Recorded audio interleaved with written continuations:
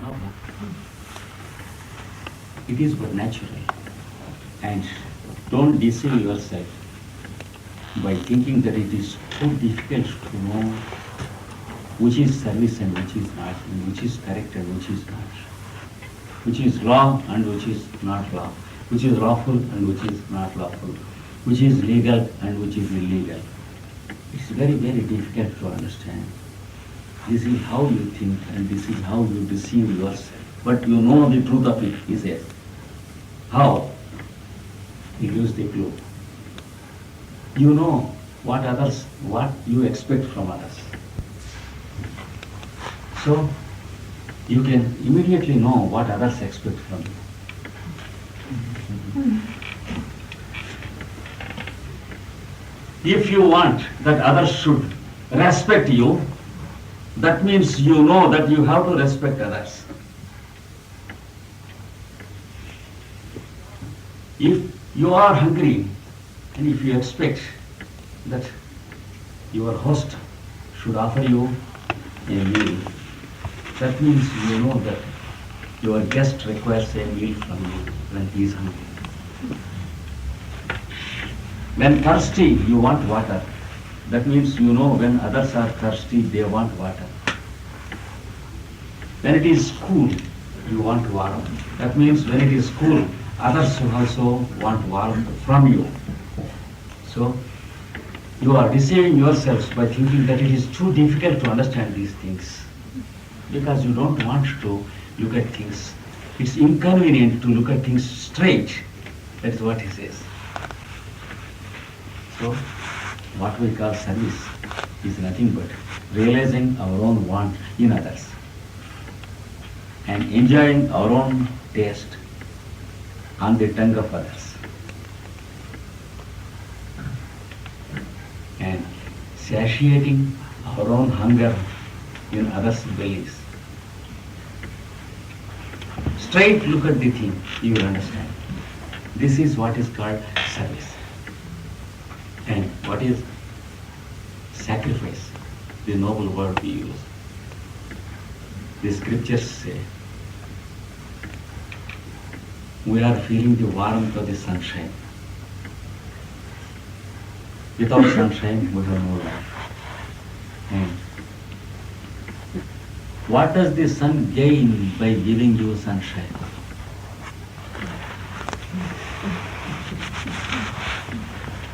What is his motivation? What is his motive? Of course, the motive of the human fellow is profit motive, benefit motive. But what is the motive of the sun to give shine, of the moon to give moonlight, of the breeze to give respiration? What does it gain by providing you? The cloud to give you rain, the tree to give you fruit. This is a question from one of the scriptures. You are not so important as to cause some benefit to the sun or to do something in return to the sun. Have you the stature to do something in return to the sun and the moon and the clouds? Never in your life, if not today, it is tomorrow, you can never remunerate the sun because he has given you the sunshine. And understand the spirit of sun, who is trained by nature. He is doing it for your benefit. That is what is called sacrifice. If you can do something to another fellow, why? Because it is useful to him. In what way I am concerned with it? The sun has not questioned about you like that. Had he questioned, what would be your fate? Suppose sun questions us, what would I get? What would be my benefit if I give you sunrise? Then we have no sunrise. That is, a higher and a more powerful being doing something to a lower and a less powerful and meek being like a human being on this earth. Why? The reason is because we have to live. It's not a demand from our side, because we cannot demand, but it is something showered from the other side. The Lord's grace showered to the Son God. That means, that is the spirit of sacrifice and service. Whenever you do something in that spirit, you can call it sacrifice. This is. If the other man is less important than you, if he is in no way of any use to you, less intelligent than you, less strong than you, and less moneyed than you, then if you do something to him, and for one moment if you don't think that you are great by doing so, then that is sacrifice. That is service. If you think that it is a noble deed, the Sun God would have thought that it is a nobler and noblest deed to give you sunlight. And that is how this scripture describes. So, let us try to understand the real spirit of sacrifice. So, what I expect from others, immediately I should know that it is expected of me to others. Then you can't call it service or sacrifice, it's natural. If we are selfish, it is unnatural. If we are noble, it is natural, but it is not noble. That is what the scripture says. I think we have nothing to say against these arguments. I have nothing to say against these arguments. And another aspect is, Lord Krishna speaks in the Bhagavad Gita. See how the wheel rotates. There is a wheel rotating, eternally rotating. Through the rotation of the wheel, the worlds come out into creation. And due to the poise of the wheel, they exist as creation. And into the rotation, they disappear once again. When the whole creation is coming out of it and going into it, it is above and beyond creation, and before and after creation. Therefore, the wheel is eternal. See, I will give you an example of the wheel. That is what Lord Krishna says. See how the water that is made dirty by all of us, by washing, by drinking, by urinating, by sweating, all this. The water is being distilled and purified, again taken as clouds, and again given to the earth as purified water. See how this cycle of water goes on. When the water touches the earth, the seed germinates, and the tree is there, the fruit is there. He says, through the cycle of metabolism, the biological kingdom exists. And through the cycle of waters, the metabolism and the cycles exist. And why should the cycle of water exist on this earth? Because of the cycle of seasons. Why should the cycle of seasons exist? Because of the earth's rotation on its own axis. Why should the earth rotate on its own axis? Because of its rotation around the sun. Why should it rotate around the sun? Because the truth that it rotates around the sun is there existing, and because the truth is all love, all compassion. Unless it is there, you are not here to exist. So, the wheel of compassion is eternally rotating. It's called the wheel of law. See how the wheel rotates. What is the motivation of the rotation of the wheel? There is no motivation except for the pleasure of rotating. It has the pleasure of rotating, and we are all here. See that what you do is your pleasure. See that there is no motivation in what you do. If you are inclined to do something good, if you have a motivation, you will develop your own logic and you will develop your own profiteering argument. In what way it is useful to me?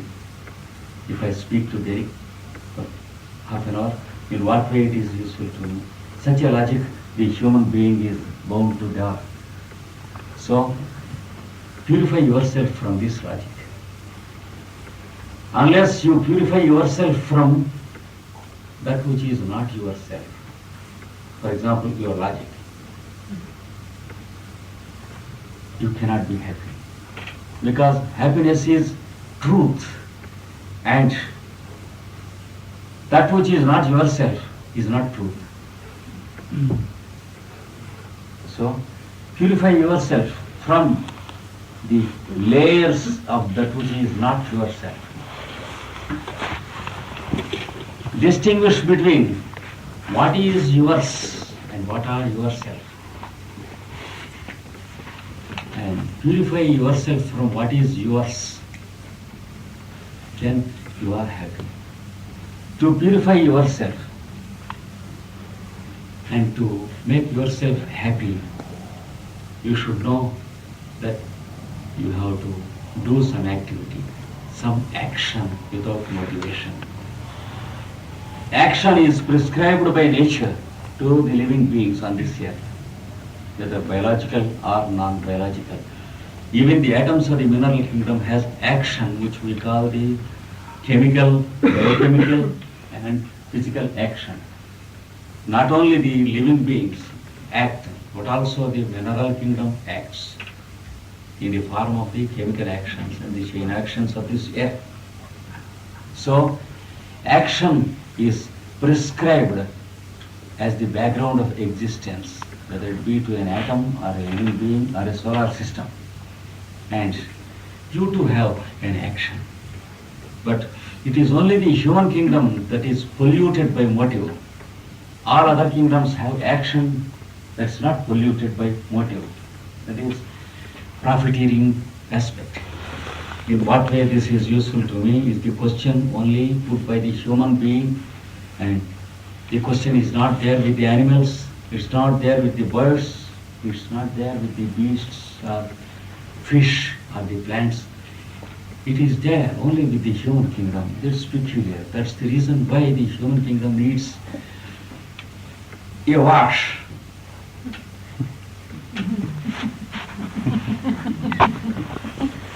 Everyone is expected to make a car wash at least once in a week. There should be a garage where the car is to be taken and wash off that which is not part of the car, that which is mud, that which is clay, that which is nonsense, that which is not the part of the car. Wash off. So, at least once in a day, for about 10 minutes or 15 minutes, you make a car wash of that which is not yourself, that which is non-self, that which is illusion, which we think ourselves. Many times we include things that are not ourselves in ourselves. When we walk, I say, I am going. But this I am includes my shoes and my garments also. They do not form a part of I am, but I say I am going.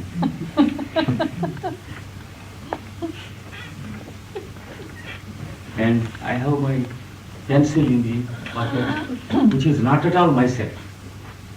I cannot throw it into any part of my body through the ears or nose or throat. It's not part of myself, but yet if I have the pencil in my pocket, I go and say I am going. I am is in, pencil is also included with I am. See how idiotic our logic is many times. There is a tumbler full of water here. When we speak of water, we speak in third person. There is something different from ourselves. We drink the water and we say, I am going. No one says, I am going along with the water which I took. When meals is served, dinner is served on the table, we speak of it in third person. This is dinner, this is soup, this is sauce, etc. But after we make it our own, it goes inside. And while going home, I say, I am going home. We never say, I am going home along with the dinner. So, many times we are illogical. Many times we are just idiotic in our logic. We have to give time and again a car wash of non-self and not self, that which is not ourselves. Unless we do it, we cannot have a journey proper. If we use the car once again, the journey is not comfortable. So we cannot have what we call happiness. So we have to die satisfied with our own concept of happiness without touching the real taste of happiness. Many of us speak of happiness night and day. We earn money for happiness. We purchase valuable things for happiness.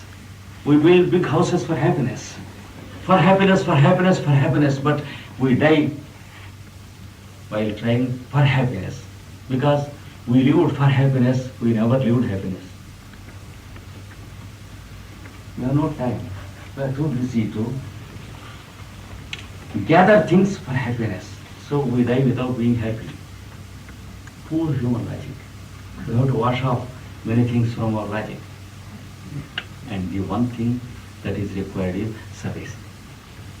Unless we do service in such a spirit, we cannot have a real wash off of non-self or false self, and we cannot have happiness.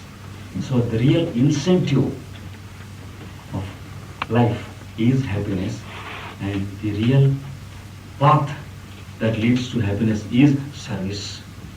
And we cannot boast of our service because it is for our own happiness that we are doing. Whatever piece of service we render to the world, we are happy by doing it. It is for our happiness we are doing it. Let us not be glamorous of calling it by two big terms. That is what the scriptures say about happiness. Again in the Bhagavad Gita it is said, sacrifice the objects of senses. Your senses are yours.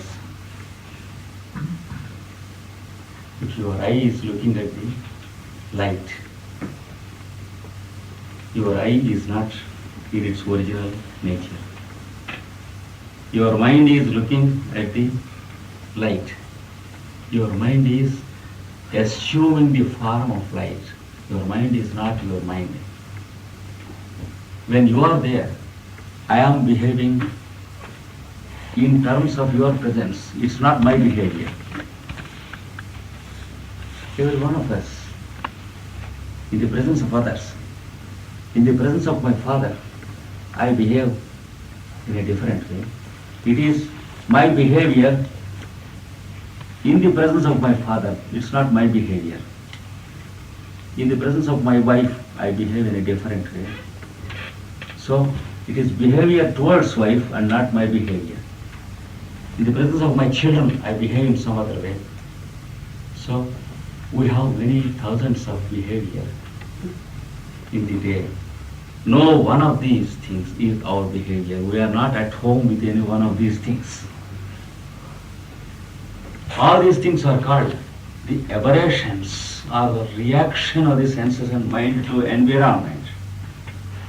That's why the science of yoga defines yoga as the suspending of the aberration and keeping the mind as itself for a minute to know its original nature. Then it is no more mind, it is yourself. You see, when a lake is having a moving surface, ripples, full of ripples. If you look at the image of the sun, see it is broken into pieces. That doesn't mean that the sun is broken into pieces, but that the lake is having ripples. So, when the mind is having thoughts, then you call mind. When the thoughts are stopped, it's no more mind, it is yourself. This is what the science of yoga teaches us. And unless you know the art of suspending the activity of reaction of the senses to the outer world, you have no possibility of being happy. So, Lord Krishna in the Bhagavad Gita says, sacrifice the objectives of senses. The senses are better. Sacrifice the activity of the senses. The mind is at home. Sacrifice the aberration of mind. You are at home.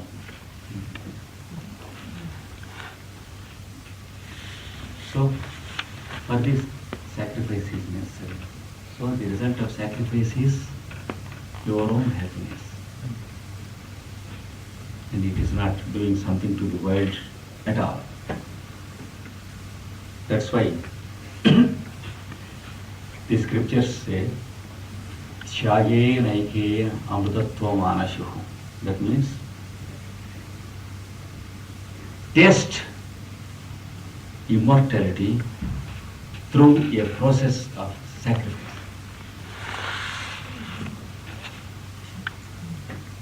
You are immortal by body, by mind, by senses, but you are immortal as the spark of consciousness that is existing in this body.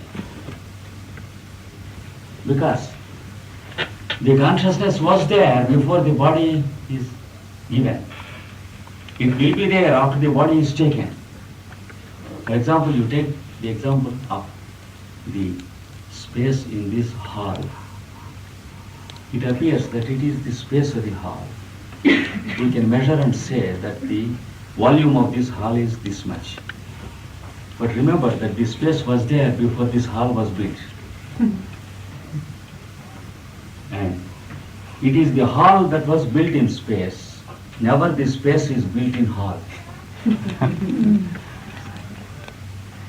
And before this hall was built, the space was there. After this hall is taken away, the space is there. Similarly, you are there before this body is given. The only difference is you cannot call yourself. Now you are there in the body. Similarly, the one fellow was there before there were no bodies at all. That one fellow can be called Mr. Space. And he just felt like talking to himself. So he had the millions of bodies, which are the instruments to contact and transact.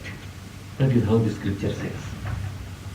So maintain the original state of freshness, which you call happiness.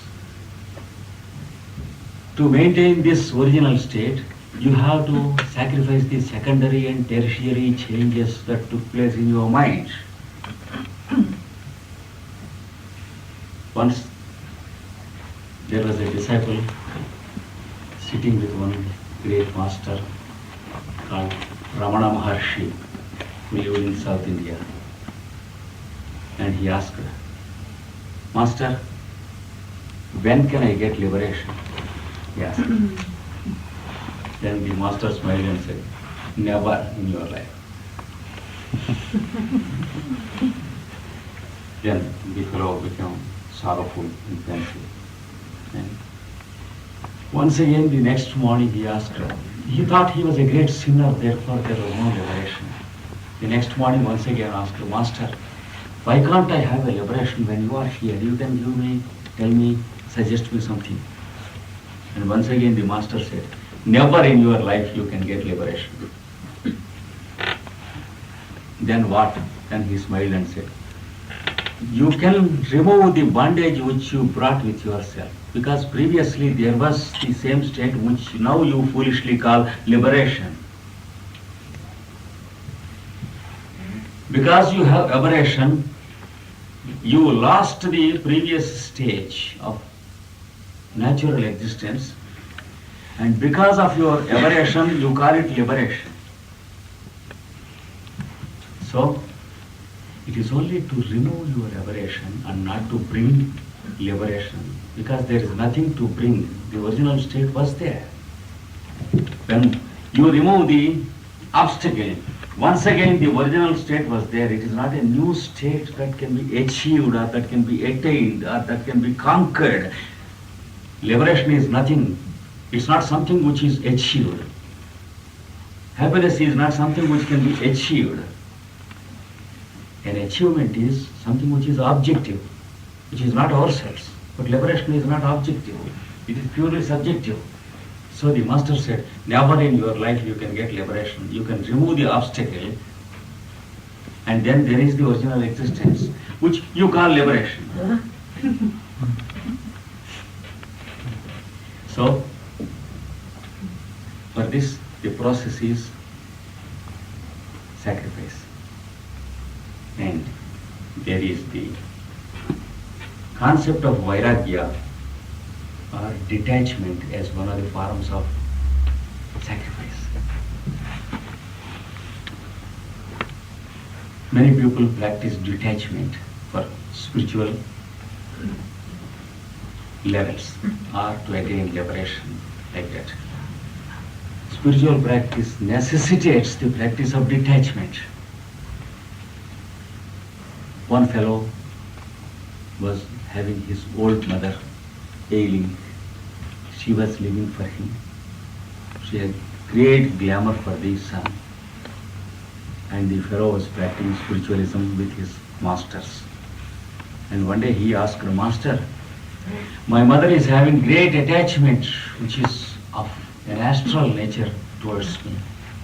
He can never live in my absence. See, that's too bad. It is emotional. It is astral. Shall I cut off this bondage and go away? He asked.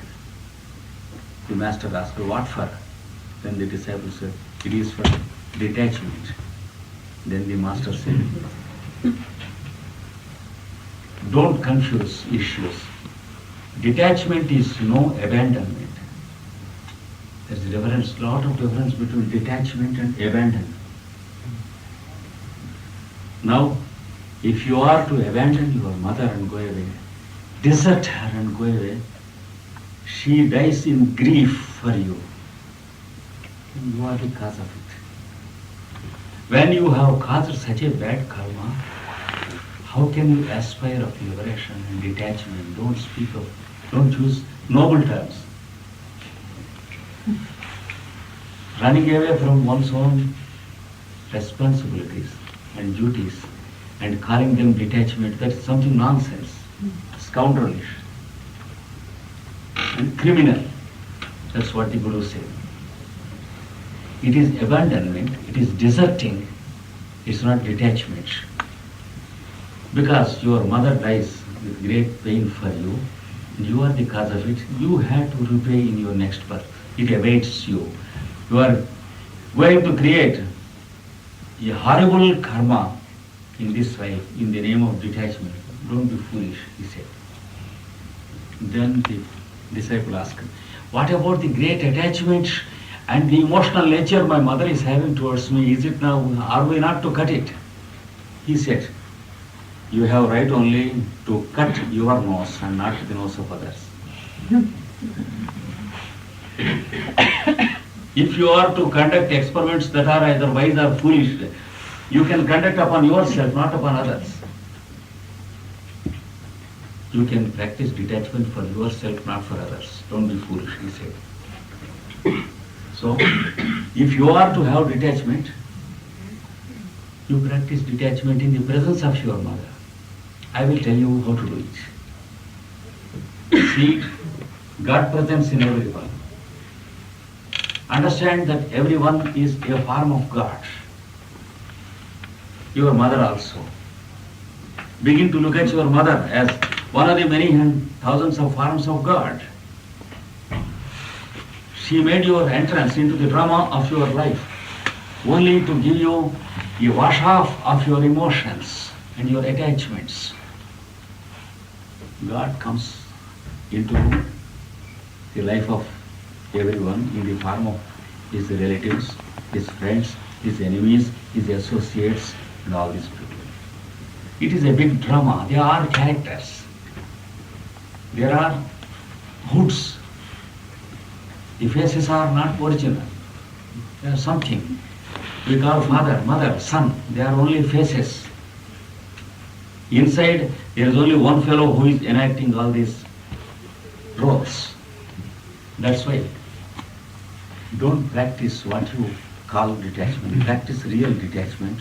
Look at your mother and understand that it is one of the forms of God that is here to give you the required discipline. Look at your mother every day and try to understand how far you are looking at your mother and how far you are looking at God. From that day, the fellow practiced detachment. When he was talking to his mother, he began to practice that he was talking to God, one form of God. So, in the beginning, he had 1% of God consciousness and 99% of mother consciousness when he was talking to mother. After some days, 10% of God consciousness and 90% of mother consciousness. After some time, 50% of God consciousness. After some time, 80%, 90%, 99% of God consciousness and 1% of mother consciousness. And then 100% of God consciousness, there is no mother. Immediately, you know what happened? The mother went out into darkness and there was a serpent there. It gave a sting to the mother and she died. This is a little story in one of the scriptures called Srimad Bhagavatam about the spiritual discipline and the practice of detachment. Detachment is to practice for oneself, not for others. You have to practice compassion for detachment. Detachment is not heartlessness or escaping duties, running away from duties. If I am to be brought up by my parents and educated by my parents, financed by my parents, and then after growing, if I say there is no mother, there is no father, there is no son, these relationships are false, that's too much. From the beginning, the relationships are false, but they are conditional. So from the beginning, you practice to understand what are relationships. You are taking advantage of relationships. So sacrifice something. This is one concept of sacrifice. So in the name of detachment, we are expected to practice certain phases of sacrifice and render service to others. Why people render service to others? Why the husband helps the wife when she is sick? Why the wife helps the husband while he is sick? If it was to be remunerative, there is no incentive to help each other. What's the meaning of what we call sympathy, compassion, love? These are words that are being used wherever there is service. That is no motive consciousness. So when there is no motive in the mind, we call it service. Do service. And then finally, there is the grandest concept of sacrifice. It is said that the creation began in the form of an awakening. And there were some beings awakened and they called themselves the Devas or the angels and archangels. And they automatically found themselves doing something. Just as after waking up from sleep in the morning, we begin to do something. they began to work out the process of creation. And they brought creation into existence. From what? From the grand body of the eternal being, they woke up. And on the background of that same body of the grand eternal being, they worked out the creation. And they brought the creation, that is the galaxies, the solar systems, the planets, the atoms, and the living beings and the human beings, they brought out of that one grand being who is eternal. So they cut that grand being into pieces and they brought these galaxies. They made that grand being into little bits. They made solar systems. They conducted surgical operation in the body of that one grand being and they brought these planets, these living beings.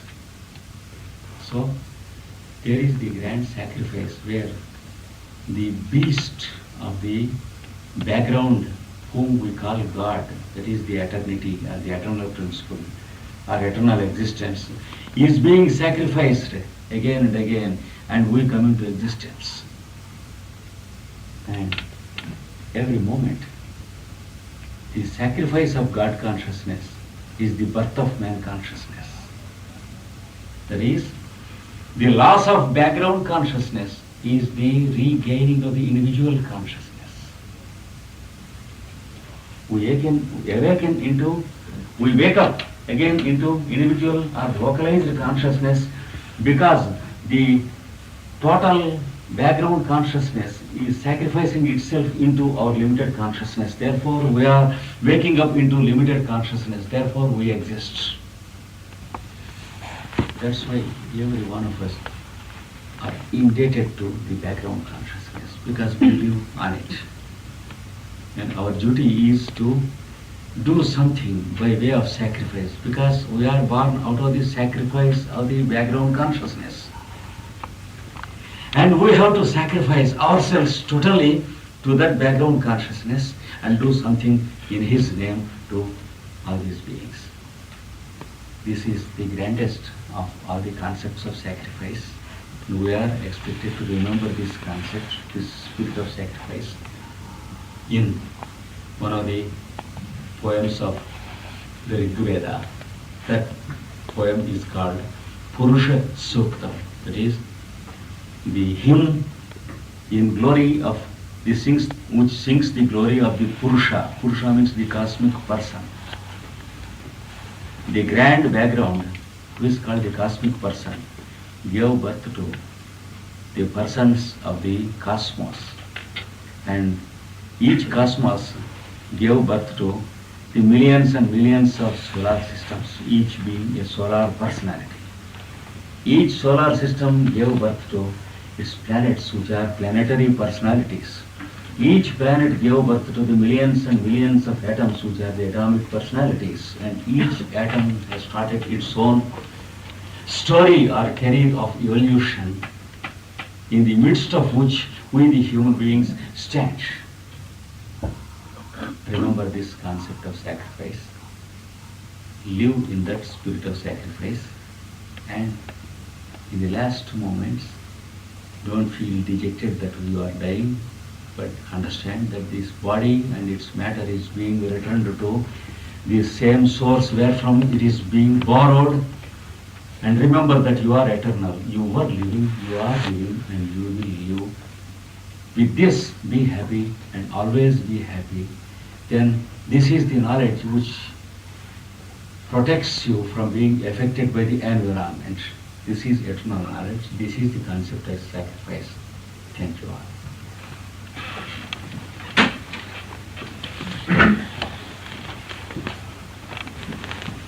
Thank you for the first part. We're now going to have a break. Vi holder nu en pause, og bagefter så kan vi samles igen og stille spørgsmål. Yes. Men vi prøver at holde en så kort pause som muligt.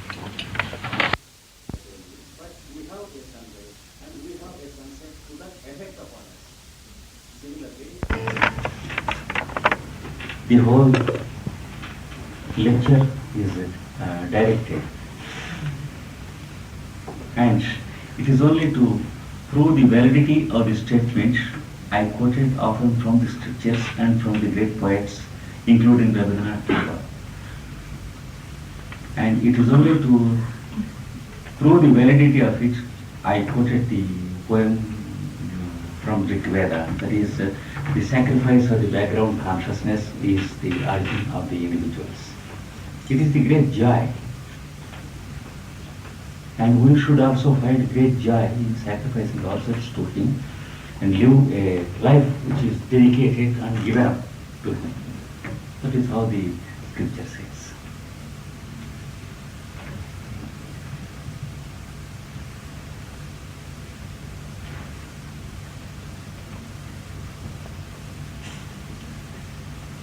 Skulle vi eventuelt prøve, det kan godt være, at der er nogen, der måske gerne vil stille spørgsmål uden på dansk, og så... Ja, I er velkomne til eventuelt at stille dem på dansk, hvis I er bange for jeres engelsk. Så er der nok et bilærte sjæl, der vil oversætte den.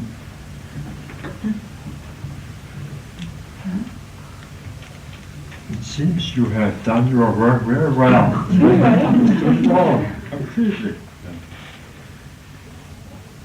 Så vil jeg godt vide Not so noget well. om, Not so close. så vil jeg godt vide noget om alt det der tale om naturkatastroferne.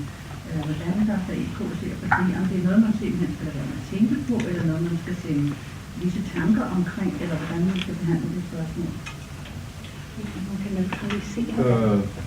The question is that you have talked about catastrophes. Catastrophe. That we go The question is, she talks about natural catastrophes in the world, and she wants to know how our attitude should be towards the catastrophes. Could you say that again? Ja, om vi skal lade være med at tænke på det, eller om vi skal gøre sådan nogle andre anstrengelser i den anledning. Whether we should think about them and do something about it, or whether we should Neglect it. neglect it. Which one? Catastrophe? Catastrophes. The idea of catastrophes. Should we ignore them, or should we go and do our best to help and put our positive thoughts together to try and help the people that... Of course, can I have an example of what Madam means by catastrophe? Is Earthquakes. Natural earthquakes. For example, earthquakes. Yes. No, it's not those. It's catastrophes that have been prophesied. She's talking about. You know, things that are going to happen. Will San Francisco disappear, or it's things like that, isn't it? Ja. Yes. Actually, what is her question? I think what should be our attitude towards catastrophes? That is her question, is it? Yes. Yes. Is it correct? If one is convinced that he or she can do something really to save some souls from the catastrophe, then one can make a sincere attempt and do it. That's all one can do. Beyond that, what anyone can do in the face of a natural catastrophe, if the catastrophe is not man-made,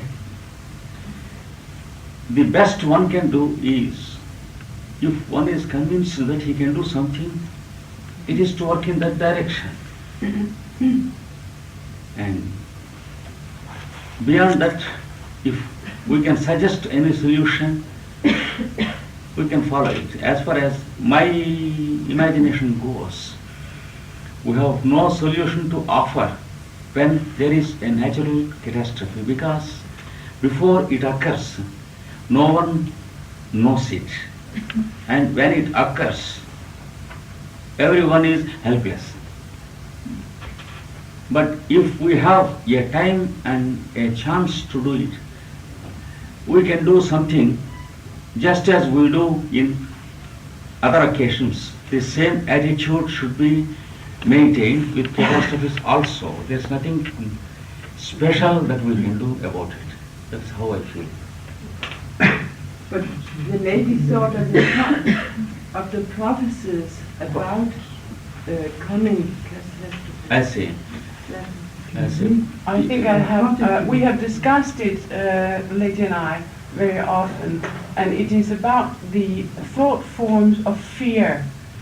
We discussed whether or not these thought forms could bring forth more catastrophes than necessary.